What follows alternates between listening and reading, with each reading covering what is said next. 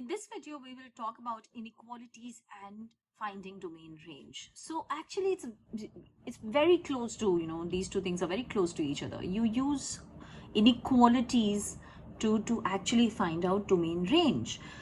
How? Now I'm going to start with a question here also. So let's take fx is equal to 5 minus 4x minus x squared, the square root of it. If you take up the square root of this, okay? Now, if this is the function and my question to you is find the domain and range, find the domain and range of this function, then how would you go about it?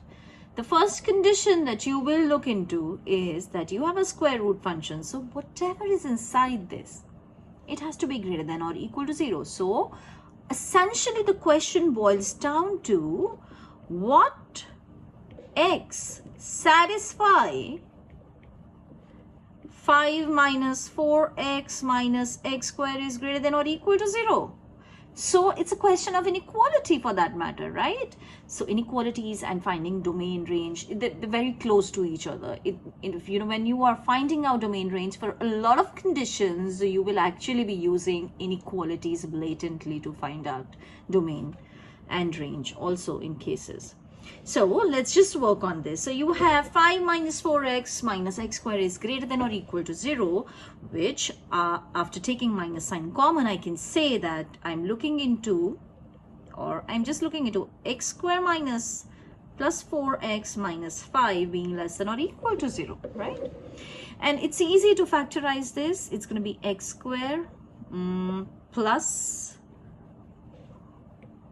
minus x plus 5x minus 5 being less than or equal to 0. We just factorize this. So x into x minus 1 plus 5 into x minus 1 less than or equal to 0. Or in other words, we get x plus 1 into x minus 1 being less than or equal to 0. Product of two factors is negative this time. So when is it negative? When either one of them is positive, one of them is negative. So I have two conditions here. So we have two conditions here, either or. So either x plus 5, is greater than 0, greater than or equal to 0, and simultaneously x minus 1 is less than or equal to 0, or x plus 5 is less than or equal to 0, simultaneously x minus 1 is greater than or equal to 0. So this gives x greater than or equal to minus 5, x less than or equal to 1, x less than or equal to minus 5, x greater than or equal to 1. Now, so what are the x's that satisfy x greater than or equal to 5 and less than or equal to 1? So these are the x's which are in the interval minus 5 to 1. All the x's in the closed interval. This time you have closed interval because equality is there. You can take 0 also in the square root, okay? Here, what kind of x's would satisfy that they're lesser than minus 5 and greater than 1? Can you have any such number which is less than minus 5 and greater than 1? Absolutely not. So this is a not possible situation. This is a not possible situation. So hence what we get from here is simply minus 5 to 1. So x belongs to minus 5 to 1.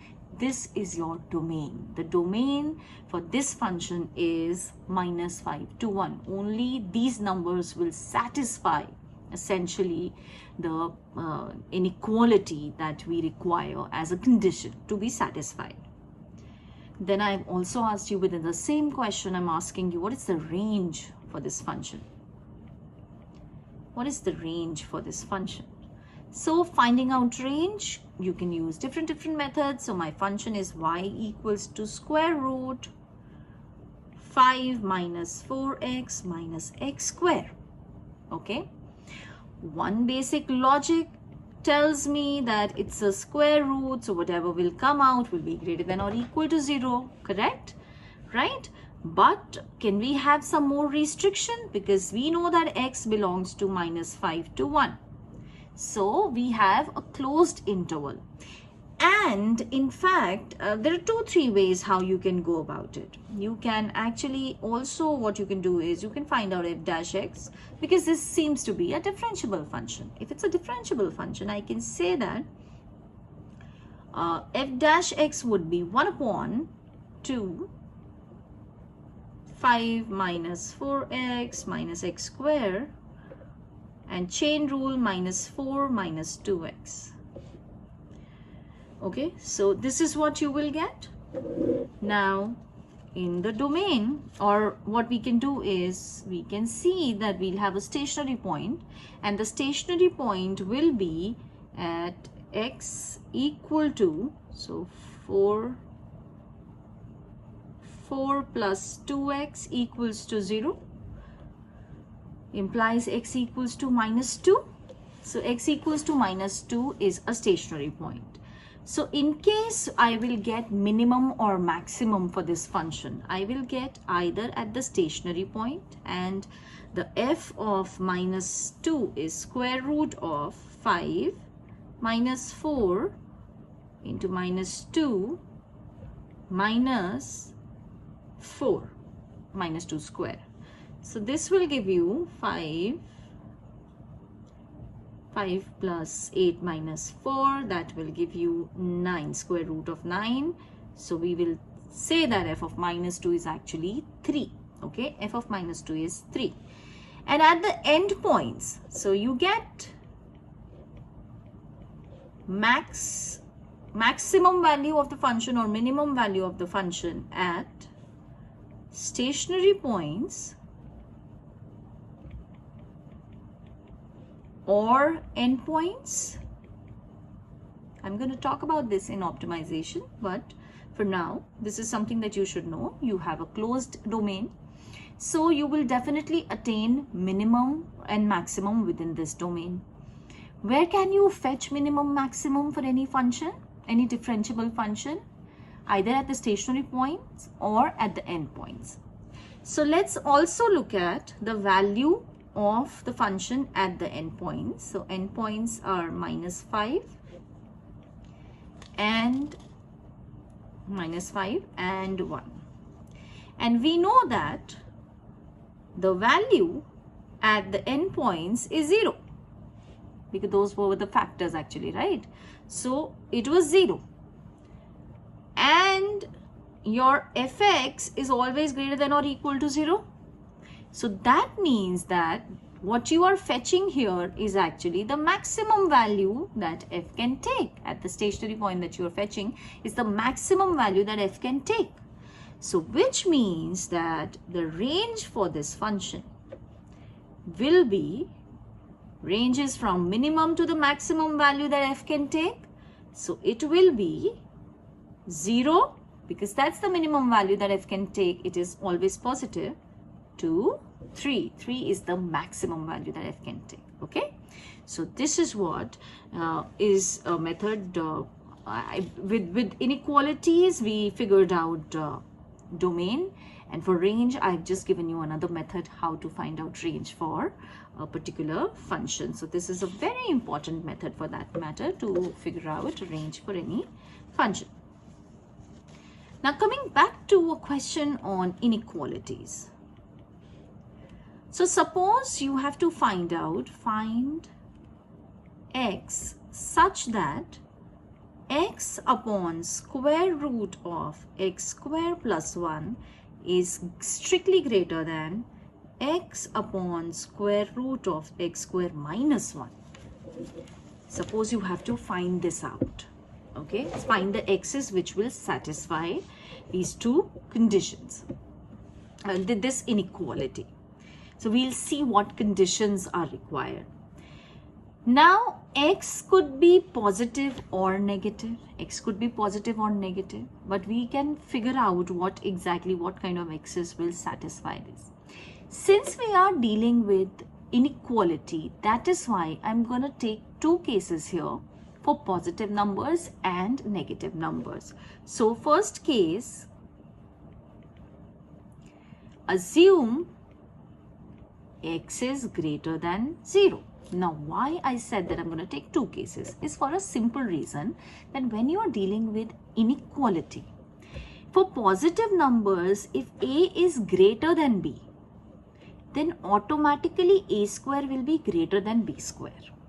But that is not what happens for negative numbers. When x is less than 0, then if a is more than b, the square would be opposite sign. A square will be lesser than b square. Okay. So when numbers are positive, then when you square, the inequality remains the same. But when the numbers are negative, the inequality changes.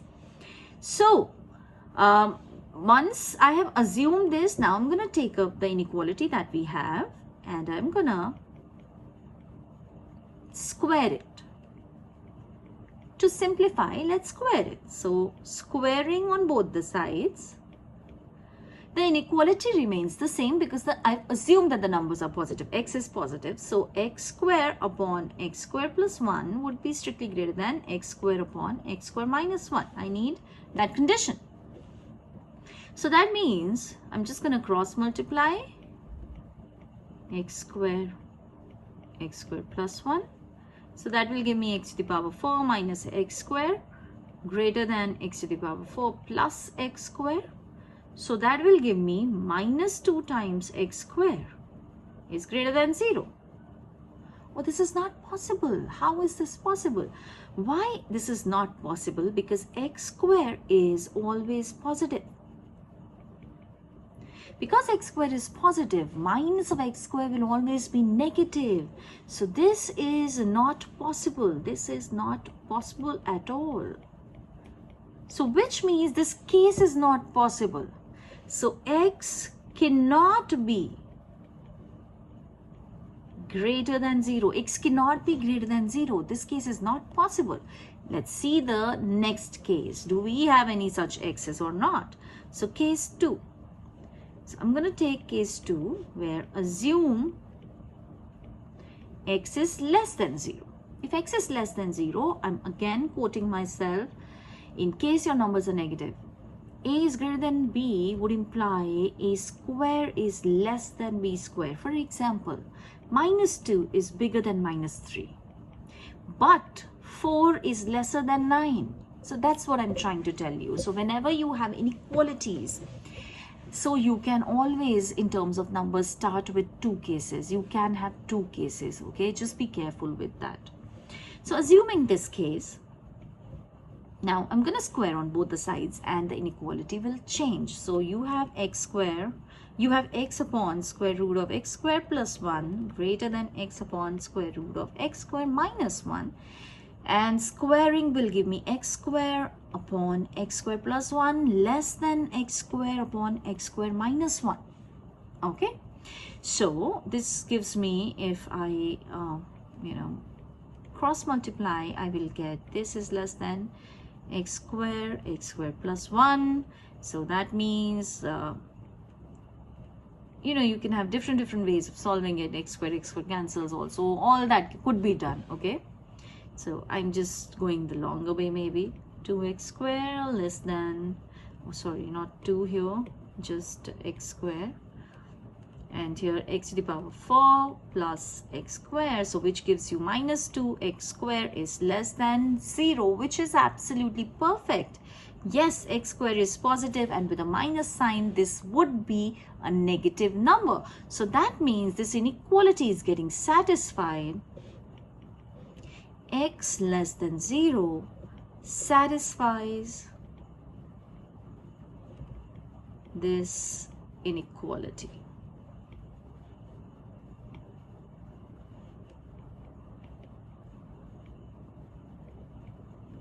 Now, some people are concerned that what about add 0? What about add 0? So when x is equal to 0, let's just directly check. When x is equal to 0, you will get 0 greater than 0. Will that happen? No.